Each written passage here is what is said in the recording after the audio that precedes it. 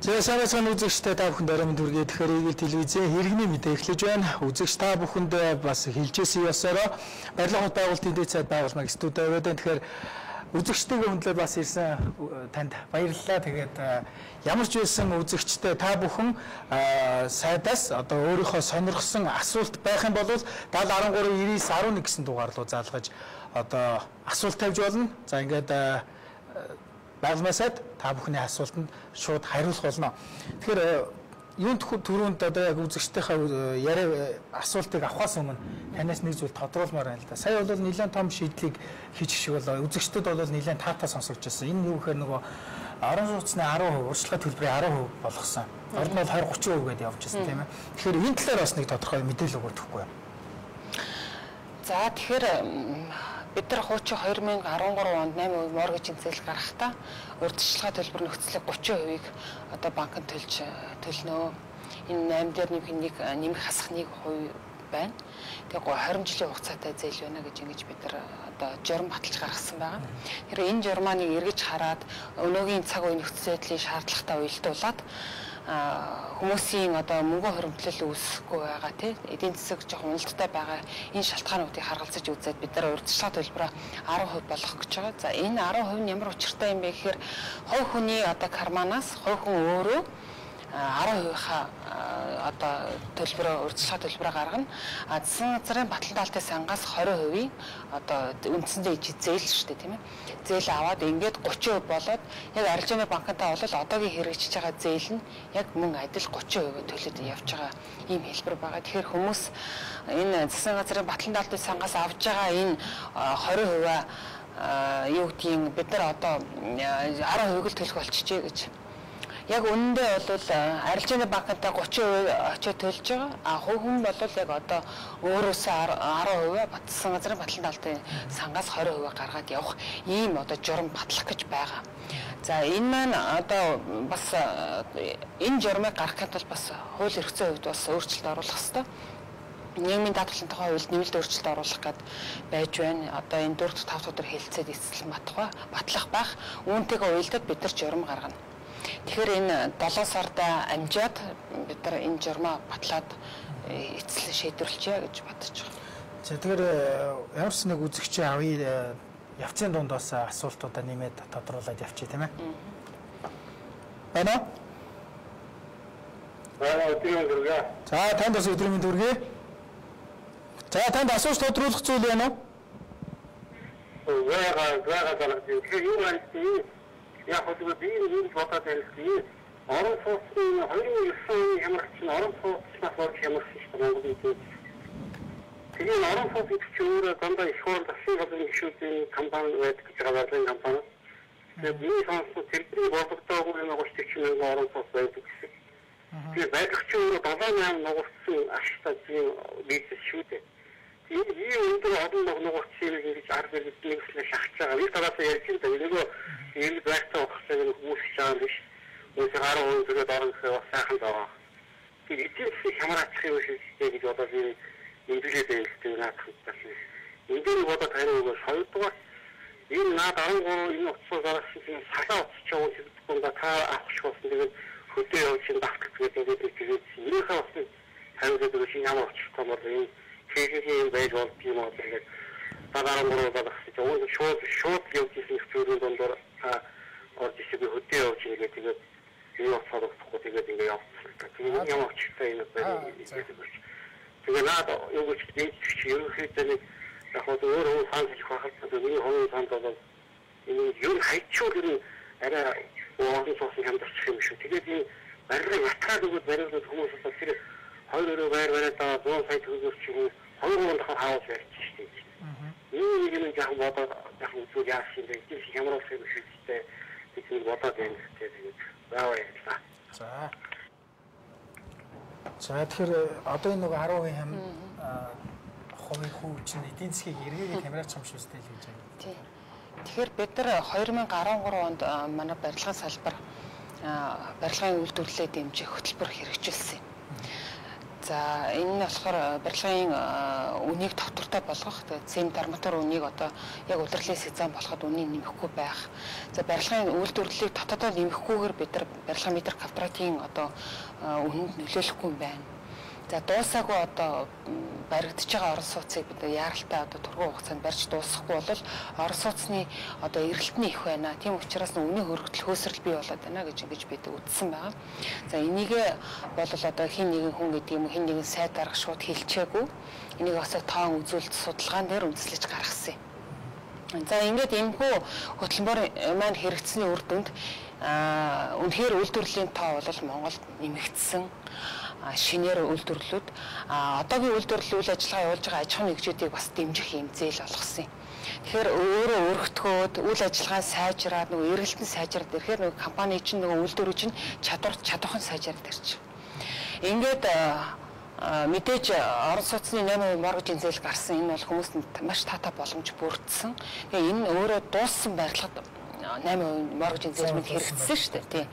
Тэгэхээр хүмүүсийн юу гэдэг нь тодорхой хэмжээнд орон сууцнд хамрагдах одоо урьдчилгааны төлбөр нөхцөлөө бүрдүүлсэн байсан хүмүүс энэ өөрөө маш боломжтой болсон. Юугаараа гэхлээр жилийн 15-6% хүү төлдөг байсан бол 8% хүү төлнө гэдэг чинь өөрөө маш боломжийг бид нар бүрдүүлж өгсөн. Ингээд нийлүүл талаа дэмжиж бид ажиллахад жилийн нэг урдны яг 5 жилийн судалгааг ингээ харахад бол жилийн 12-3 мянган айлын орон сууц жилдээ улсын хэмжээнд ашиглалтанд ордог байсан бол одоо сүүлийн 2 жил 25 мянган айлын орон сууцаас одоо буухгүй ийм тооны орон сууц шинээр ашиглалтанд орлоо л. За энэ нэг талдаа эрэлт байна, нийлүүлэлтэд дэмжиж өгч байгаа нэг хэлбэр. За яг энэ цаг үеийн мөчид бас эдийн засаг маань хүндэрчлээ. Хин хөнгөө энийг мэдчихэж байгаа. Тэгэхээр нөгөө 30% урьдчилгаа гэдэг нөхцөлөө бүрдүүлж чадахгүй. Хүмүүсийн нөгөө нийлүүлэлтийн эрэлтэн буураад эхэлчихэж байгаа. Нөгөө нийлүүлэлт маань байгаад байдаг. Тэгэхээр өнгөрсөн онд бид нар 25 мянган айлын орон сууц шинээр ашиглалтанд орсон байна гэд 7 мянган айлын одоо орон сууц нь борлогдохгүй онд амьдсан байгаа. Тэгэхээр энэ жил одоо дахиад мөн тооны одоо 25 мянган айлын орон сууц ашиглалтанд орно гэж үзэхэд бид нар 30 гаруй мянган айлын орон сууц одоо шинээр 2005 оны эцэс гэхэд ашиглалтанд орох нь л дээ. Тэгэхээр бид нар нийлүүлэлт нь ийм одоо өндөр байгаа юм чинь бас эрэлтэд дэмжих ийм одоо хэрэгцээ шаардлага гарч байна гэж үзэж байгаа. Мэдээж төр бодлохоор нийлүүлэлтэд дэмжиж байгаа юмсаас эрэлтээ бас дэмжиж өгөх нь зүйтэй юм болов уу гэж. Эрэлт нийлүүлэлтэд балансжуулах. Тэгэхээр энэ дээр бол юу гэдэг яг эдийн засгийн хувьд бол энэ хүний бас хэлж байгаа бас нэг талдаа одоо үнэн зөв бас анхааруулжтай зүйл байж болно. Тэгэхээр бид нар урьдчилгаа 10% болчлаа гэдэг бол бүх хүнд хамааралтай бас биш ээ. Хүссэн хүн болго авч чадахгүй. Энийг нь 200 тэрбум төгрөг бол одоогийн энэ эргэлдэж байгаа ипотекийн зээлд эргэлдэж байгаа биш энэ моргожийн зээлд эргэлдэж байгаа энэ мөнгө маань жоохон нөгөө нэмэлт мөнгөл санхүүжүүлэлт хийж байгаа шүү дээ.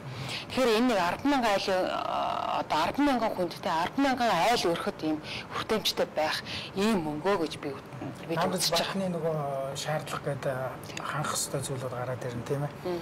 Тэгэхээр одоо нэг зүйл бас асуумаар байна л да. Одоо энэ 10% болгосноор банкнд хүмүүс одоо өөрийнхөө хүсэлтийг гаргана. Шаардлага хангасан материалаа бүрдүүлж өгнө. Гэтэл банк эргээд 2 сая 400-аас дээш гэдэг юм ингээд метр квадрат нөртөгтэй байранд одоо зээл өгөх иймэрхүү хандлагууд байна гэсэн мэдээлэл манад ирээд байна л да. Тэгэхээр энэ үнэхээр бодиттой зүйл мөн үү? Эсвэл одоо банкуд эсвэл энэ дээр нуглаа гаргаад байна уу? Энэ дээр юу гэж хэлэх вэ?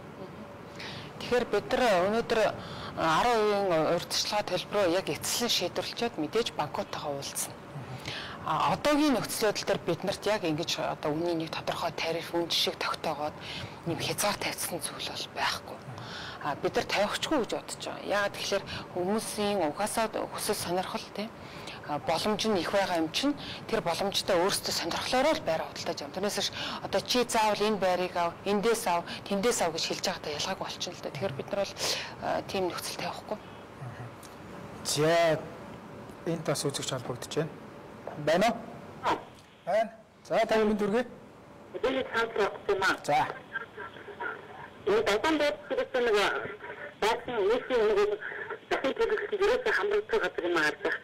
Долоон буудлаа хаа. Энэс яармагууд ингээд төгсөөд байдаг. Баясын хайрцагт саяхан баасан байдаг. Батан ботроо баяс батан ботроо амар хамаг хайц гэдэг хамаг бохирд хамаг мохор гэдэг хайц гэдэг. Тэгээд даагууд ямар гэдэг юм. Тэгээд хамтаар юм. Тэгээд хотел даасан зэрэг их хотел их хамтдаг. Потом вот если говорить про араа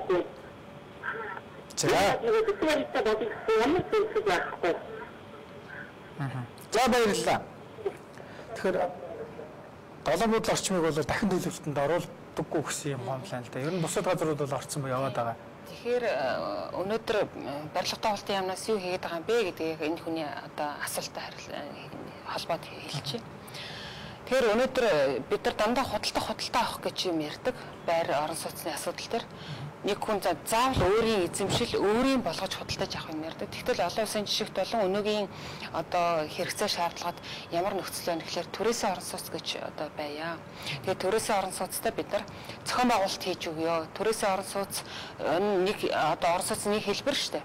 Одоо мэдээж хувь хүн болвол тодорхой хэмжээнд одоо мөнгө хуримтлалгүй залуу өрөөлөд гэмүү те шинээр орон сууцад хамрагдаж байгаа хүмүүс мөнгө хуримтлал үүсэхгүй байхдаа төрөөсөө орон сууцанд хамрагдаад явах боломжтой гэж үзэж байгаа. Тэгээ бид нар 2-7 хоногийн өмнө бол төрөөсөө орон сууцны одоо журмыг засгийн газраар батлуулсан байгаа. За энэ нь бол улсын болон орон нутгийн хувийн өмчийн хэлбэртэй байна. За бид нар яг зах зээлийн судалгаа юм харахад бол магадгүй одоо нэг 2 өрөө байрыг 500 сая төгрөгөөр хүмүүс төрөөсөлж байхад одоо хувь чинь иргэд хоорондын төрөөслүүлэгчийн гэрэн дээр явагдаж байгаа шүү дээ. Тэгээ яг энэ нөхцлөөр ингэж явхад бол яг энэ төрөөсөө орон сууцны хөтөлбөр энэ журмын дагуу бол 250 сая төгрөгөөр төрөөслөд явах юм боломжтой маа гэж ингэж үзэж байгаа. Тэгэхээр төрөөсөө орон сууцыг бид нар одоо нэвтрүүлнэ. Төрөөсөө орон сууцныг одоо долоон буудлын байдаг юм уу те. Өнөөдөр хаана хүмүүс төрөөсөө орон сууцд хамрагдах боломжтой байна. Тэрийг бас бид нар анхаарч судалж үзэж одоо хэрэгжүүлнэ. Нөгөө төвөр гэр оролын дахин төлөвлөлтийг бид нар явагдаж байгаа. За энэ долоон буудлын хамрагдахгүй байна гэж мэдээж дээд үтс инженерийн шугамшуулчаа байхгүй учраас шууд хамрагдаж болохгүй байгаа. За хамрагдаад явж байгааг бол та бүхэн мэдж байгаа 7 дугаар хороол бол өмнөх нь байж байгаа энэ 32-ын тойргийн энд ингээд явж байгаа асуудал бий. Гэр оролын дахин төлөвлөлт бол өөрөө тийм маш асуудалтай яригтай хүмүүстэйгээ нөгөө харилцан тохиролцож чаддгүй. Тэгэхээр өнгөрсөн 7 хоногт улсын хурлаар хот суурин газрын дахин төлөвлөлт тухай хуулийг бид нар батлуулсан. Үүгээр нийслэл Улаанбаатар хотлоос авч хэрэгжүүлж байгаа журмыг бид нар хуульчилж өгсөн. Ингэж хуульчлахтаа яасан бэ гэхээр одоо төр захиргааны байгууллагын эрх үүрэг хариуцлага нь ямар байх юм, иргэдийн оролцоо, итгэх санаачлага нь ямар байх юм бэ гэдгийг бол үүгээрээ зааж өгсөн байна. Гэр хорооллыг одоо дахин төлөвлөлнө гэдэг бол зөвхөн гэр хорооллыг одоо байхгүй болгоод барилгажуулах юм биш. Гэр хорооллыг дахин зохион байгуулалтанд орж одоо халуун дус инженерийн дэд үтс шугамшуулжаад оруулах гэдэг. Ингээ үндсэн 5 төрөлд бол ингэж ангилж хувааж өгсөн байгаа л та. Яг мэдээж энэ хууль маань бол одоо хэрэгжээд явна. Улаанбаатар хотод 32 байршил дээр бол дахин төлөвлөлтийн ажил зарлагдсан байгаа. Төрөчөөсөө бол амжилттай хэрэгжээд явж байгаа ийм зүйлүүд бий. Гэхдээ хамгийн гол нь гэр оролыг барилгажуулах энэ ажилд иргэд маань өөрсдөө сайн оролцоотой байх ёстой. Тухайн тэр ажилыг одоо зохион байгуулалтыг хийж гүйцэтгэж байгаа компани нийт одоо тэр гэр оролын дахин төлөвлөлтөнд хамрагдаж байгаа талбай 80% нь одоо 80% нь одоо оршин суугчдын зөвшөөрсөн байхад дахин төлөвлөлтийн ажил маань эхлэх ёстой. 20% бол хайчиж байгаа юм биш. Цаашид бол бас ажиллаа тохиролцоод одоо нөгөө солилцооны хэлбэрүүд байна л да газрыг газраар те газрыг байраар газрыг худалдаа авах гэдэг ингээд хэлбэрүүд бий. Тэгэхээр тухайн нөхцөл дээр харилцаа яа тохиролцох вэ гэдэг шийдэд явахаар ийм зохицуултуудыг бол маш сайн нарийн гаргаж өгсөн байна. Зээ. Байна уу? Байна. За танд өрөөмийн дүргээ. Энэ шууд утсан уу? Моо. Энэ 80 м квадратаас дээш байр 8% хамрагдах уу? Энэ талаар тодорхой хариулт өгөөч. 80 м квадратаас дээш орон сууц 8% хамрагдах. 8% хамрагдах болов уу? Энд дэр шууд хариулж байна. За 80 м квадратаас дээш метр квадратыг бид судалж үзсэн. Хүмүүс бас нэлээдгүй хувь нь энийг одоо тийм 80 м квадраттай байгаад мэдээж тодорхой хугацааны дараа тийм өшөө ахиулах 100 болох 120 болох юм сонирхол бол байгаад байгаа байхгүй. Гэтэл яг өнөөгийн нөхцөл байдал дээр бол харах боломжгүй байгаад байгаа. Тэгээ эдийн засгийн нэг талдаа унгаалаа гэдэг юм маань бас нөлөөлөд байгааг бид нараас харгалзан үзэж байгаа. Мэдээж хүмүүсийн одоо харилцаа адилгүй өсөл сонирхол бол байгаа. Гэхдээ энэ удаад бол бид нар 80 м квадратаараа байх хэсэгтэй л байна гэсэн үг тийм байна. Байна.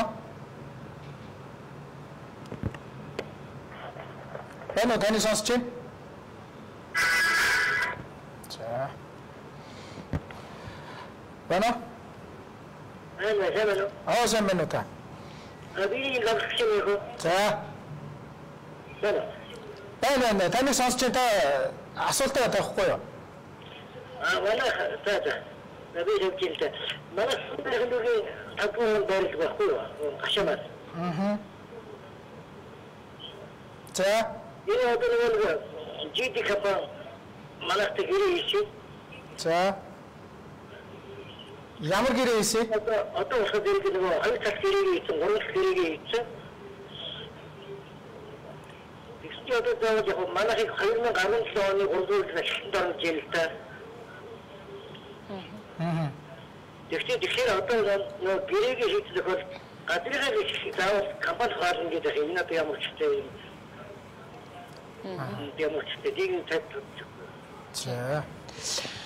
За тэгэхээр гэрээ энэ хүн бол 2 талд гэрээг хийцэн байна, 3 талд гэрээг хийцэн байна. Тэгэхээр өөрөөр хэлбэл одоо тохирж байгаа зүйл нь орон сууцнд хамрагдахаар байгаа юм байна шүү дээ. Тэгэхээр гэрээг хийцэн тохиолдолд газрын гэрчлэгийг өгөхөөс өөр аргагүй. Тэр газрын гэрчлэгийг нь авч одоо тухайн компани одоо өөрийн мэдл болгож нөгөө байр орон сууцыг барих хэрэгтэй шүү дээ. Тэгэхээр гэрээндээ газрын гэрчлэгийг өгөөд одоо 2017 оны одоо 1 сард ашиглалтанд орсон байрандаа оруулнаа гэж хийсэн бол тэрийгэ дагахаас өөр аргагүй. Энэ хугацаанд мэдээж энэ гэрээндээ тусгасан байгаа байх. Хаана амьдрах уу тий? Альсвал нөгөө түрээсийн төлөөд өөр газар одоо амьдруулах юм уу тий? Альсгүй бол энэ чи өөрөөсөө энэ гэрээгээр зохицуулагдаад явчихсан байгаа хаа гэж бодож байна. Тэгэхээр энэ нэгэнтээ та шийдээд 2-3 талт гэрээгээ байгуулчихсан тохиолдолд та газрын гэрчлэгээ өгөөд энэ хүмүүсийн бас нөгөө боломжтой одоо ажил хийх хүслийг бүрдүүлэх хэрэгтэй болж байна. Тэгээд 2017 онд байраа авахаараа нөгөө ордер гэж хэлэгдээд байгаа байрны гэрчлэгийг авах юм. Тийм мэдээж энэ гэрээ бол 2 талдаа ашигтай гэрээ хийсэн байхаа гэж бодож байна. Магадгүй 3 талдаа тийм ээ харилцан тохиролцоод. За үзэгчтэй бүхэн 7013 9911 гэсэн дугаарлаар холбогдож болно. Байна уу? Байна. За таныг сонсч байна.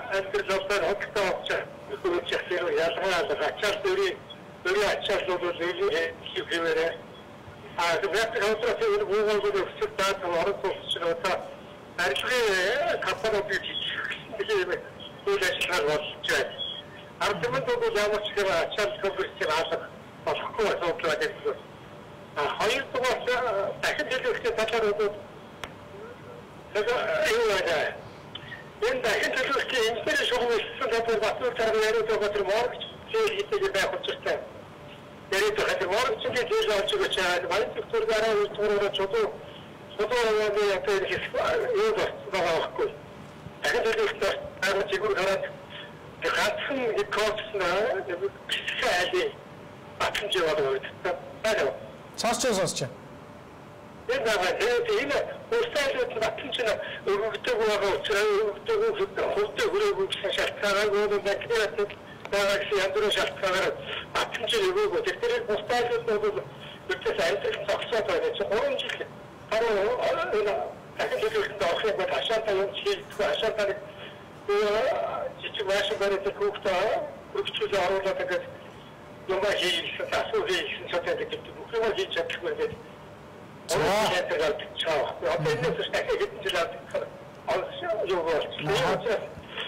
인지들이 조금 왔던 다크들이 마침치를 후에 모조들 워럭스들이 좀 안리 하고 있어봐 두고서가 이라 아직도 이렇게 들어가죠.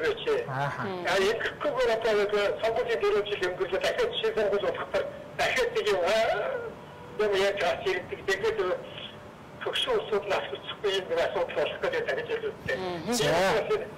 다음에 이제 다시 너무 살고 인터넷 좀 더러 것도 스타일들 그때 하셔 넥스트 같은 넥스트 가고 앞으로 내려서고 내가 하고서도 그래서 뭐 진짜 뭐라 비슷하다 그렇지 좀 아무래도 그러는 거지. 자, 알겠습니다. 이때가 지금 그러다 나 타이틀을 다 쳐시키게 이 아주 이렇게 아주 그거 주지. 알겠습니다. 자, тэгэхээр эхнийх нь бол нөгөө метр квадратын үн 10% нэг нөлөөлөд байх юм шиг байна. За яг энэ бол шүү дээ. Яг харилцан адилгүй хүн болгонд бас тэр одоо үндсэн нөхцөл нь бүрдэх боломжгүй байгаа баг. Гэхдээ энэ 10% хөссөн хүмүүс маш их бий. Тэгэхээр энэ 10%-ийг бол бид нар бас олон талаас нь судалж ээж энэ 10% моргежийн зээлийг одоо гаргая гэдгийг бол бид хэлцэж ярилцж байгаа. За метр квадратын үнийг бид нар өнөөдөр өндөр үнэтэй байна гэдэг. Хямд үнэтэй юм хямд бөгөөд одоо муул чанар муутай л байдаг. За бид нар өнгөрсөн жилийн 9 сараас хойш судалгаа харахад бол барилгын метр квадратын үн 200 мянгаас 300 мянган хооронд буусан байна. Өнөөдөр энэ дэд үтцтэй газар гэдэг нэрээр газрын үн өссөн. $1 хойш одоо 2000 хүрч байна.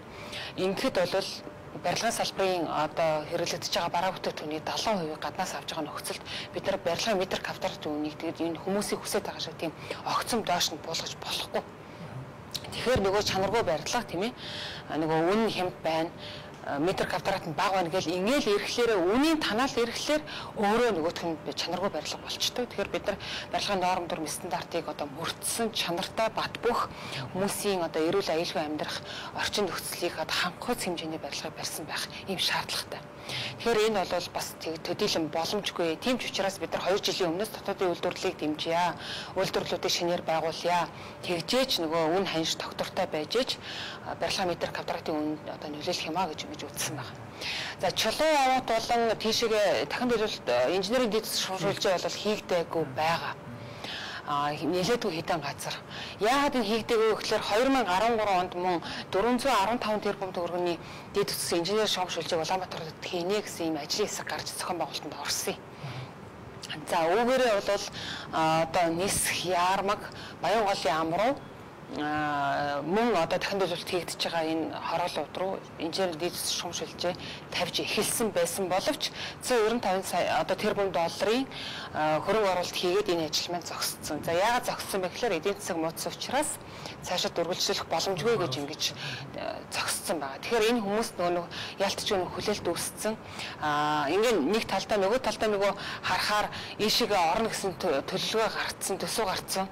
Тэгээ бас л нөгөө эдийн засгийн хямрал одоо нөхцөл байдалтай шууд уялдаатай холбоотой болчиход байна л да. Тэгэхээр энийг одоо уг нь тэр харилцаач компани энэ талаар мэдээлэл өгөөд энэ хүмүүсийн бас нэг амьдрал нөлөөлөхгүй байх хэмжээний ойлголт өгж басыг өөрчлөх ёстой байсан байна л да.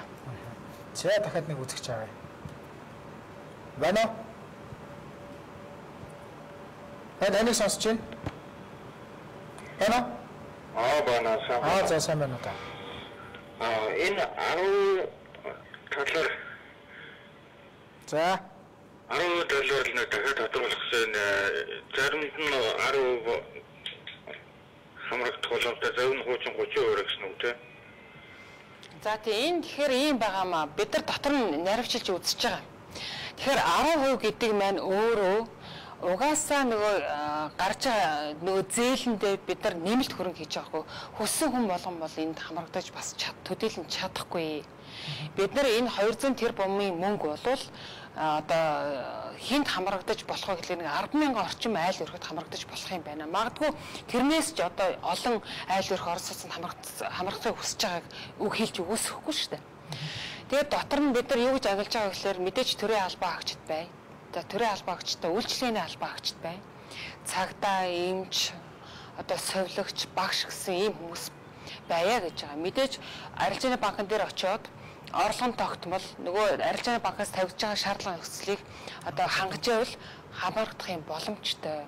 Тэрнээс одоо тийм одоо чөлөөтэй гэдэг юм уу тийм өссөн болгон бол хамаарагдаад байх ийм боломжгүй. Гэхдээ би бол бас сайн мэдэхгүй байна.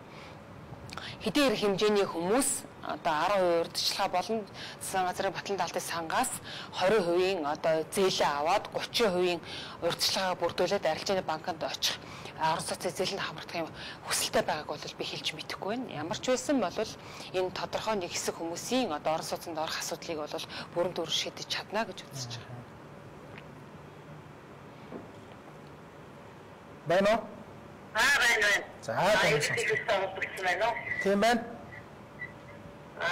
энийг юм асуух хэвээр санал хүссэн юм да. За. Энэ одоо баян зөвлөлийн 23 дугаар хааны официэс байдаг 10 байр гэж нэг байр байна.